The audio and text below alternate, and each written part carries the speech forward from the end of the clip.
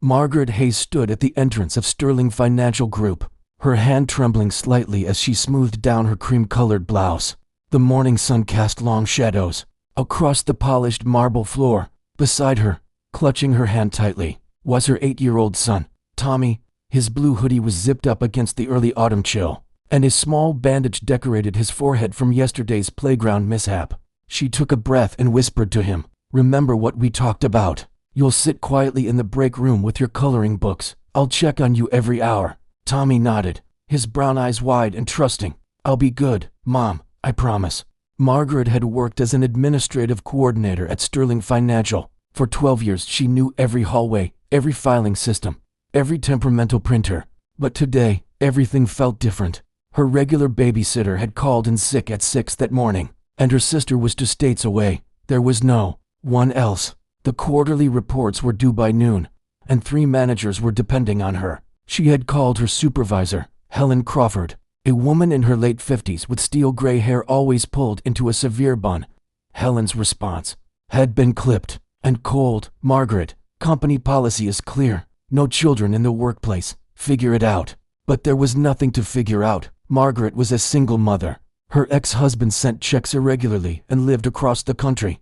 Her parents had passed years ago. She had made the only choice she could make. The morning passed in a blur of spreadsheets and phone calls. Margaret worked with fierce concentration, her fingers flying across the keyboard. During her breaks, she hurried to the small break room where Tommy sat at a corner table, dutifully coloring pictures of dinosaurs and spaceships. He looked up each time she entered, his face brightening. "How are you doing, sweetheart?" she asked during her lunch break, setting down a sandwich she'd brought from home.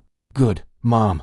I finished 3 pages. Want to see?" She sat beside him, admiring his careful work, the way he stayed inside the lines. "You're doing wonderfully.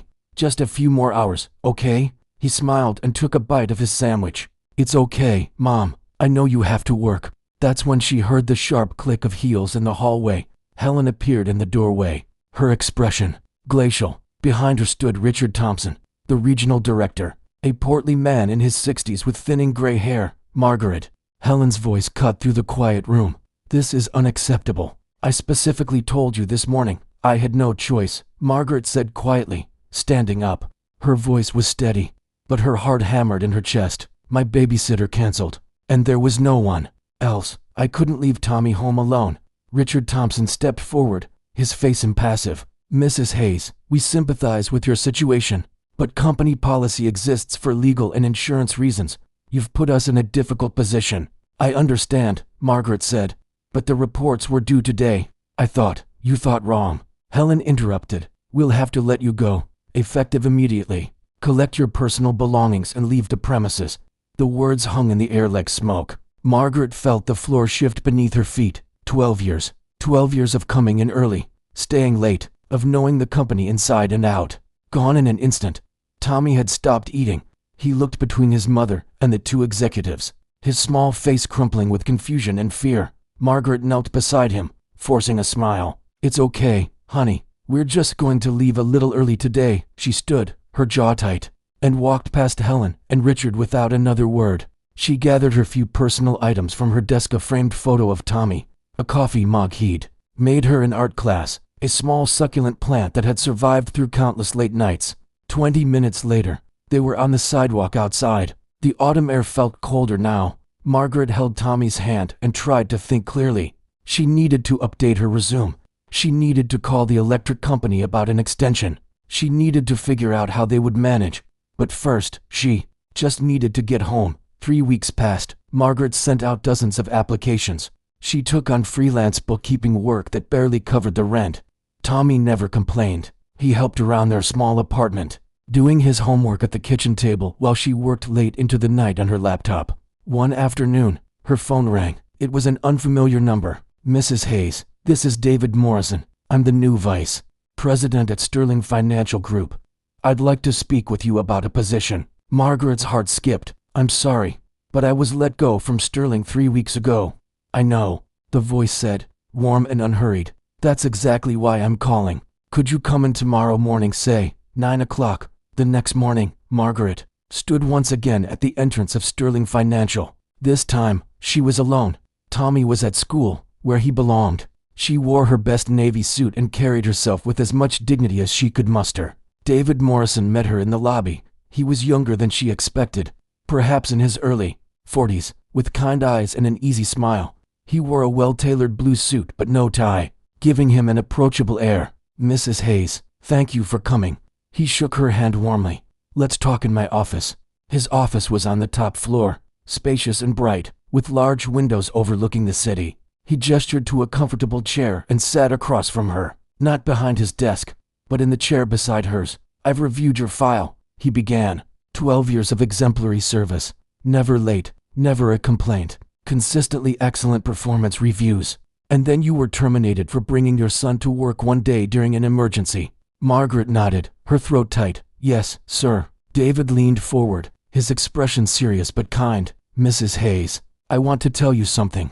When I was 7 years old, my mother was a secretary at a law firm downtown. One winter, my grandmother, who usually watched me after school, had a stroke. For 2 weeks, my mother had nowhere to send me. She brought me to her office every day. I sat under her desk with a blanket and my books, quiet as a mouse." He paused, his eyes distant with memory. "On the 5th day, one of the senior partners discovered me. My mother was terrified. She thought she'd be fired on the spot. But that partner, Mr. Gerald Hoffman, he looked at me, then at my mother, and said, 'Every child deserves a parent who will do whatever it takes.' He let me stay. He even brought me cookies from the break room." Margaret felt tears prickling her eyes. David continued, "That act of kindness changed our lives. My mother kept her job. We made it through that difficult time. Mr. Hoffman became my mentor. He helped me get into college, wrote my recommendation letters. He taught me that rules exist to protect people, not to punish them for being human." He stood and walked to the window, looking out over the city. "When I took this position last week, I reviewed several recent terminations. Yours stood out. I read the reports. I saw that you completed all your work that day, that the quarterly reports went out on time despite your circumstances. I spoke with your former colleagues. Everyone spoke highly of you." He turned back to her. "Margaret, I'd like to offer you your position back, with full back pay for the time you've been gone. Additionally, I'm implementing a new policy. We're creating a small children's room with supervision for emergency childcare situations, because sometimes life happens, and when it does, we should support our people, not abandon them." Margaret couldn't speak. The tears she'd been holding back spilled over.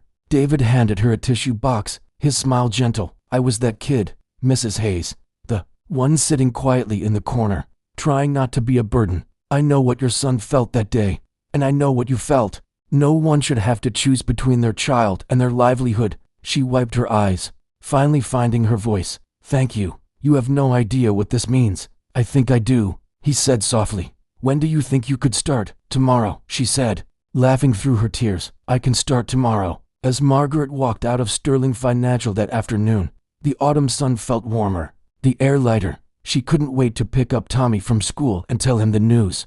She couldn't wait to tell him that sometimes, when the world seems hard and unkind, one person's compassion can change everything.